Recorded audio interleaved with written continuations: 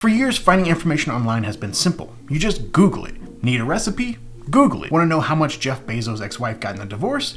Google it. That reflex has made Google the front door of the internet. But now with new players like OpenAI, Perplexity, and Anthropic stepping into the game, some people are starting to ask, is Google's dominance on search starting to crack? Well, look at this graph, and you might not think so.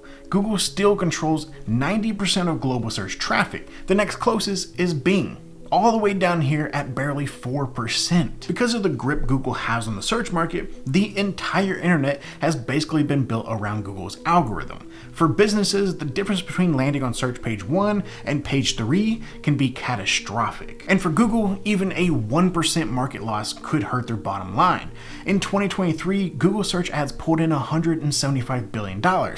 So say they drop from 90% market share to 80%, they could lose as much as $17.5 billion in ad revenue. But to protect that dominance, Google spends big. In 2022, they paid $20 billion to Apple and another $8 billion to Samsung to be the default search engine for their devices. And most users don't change their default settings, so these deals quietly lock Google in as the go-to search engine for billions of people. But that strategy is now under fire from the DOJ, which claims these deals block competition, with some regulators even calling to break up Google's empire. However, Google's biggest threat could come from new competitors redefining what search even looks like. AI platforms like ChatGPT and Perplexity don't just give you links, they give you direct answers. No scrolling, no digging through SEO bloated blogs, just the information you asked for. That's a major problem for Google because their entire ad business relies on people clicking links, and AI search skips right over that step altogether. In response, Google launched their own AI called Gemini, but so far it's been a hot mess for users.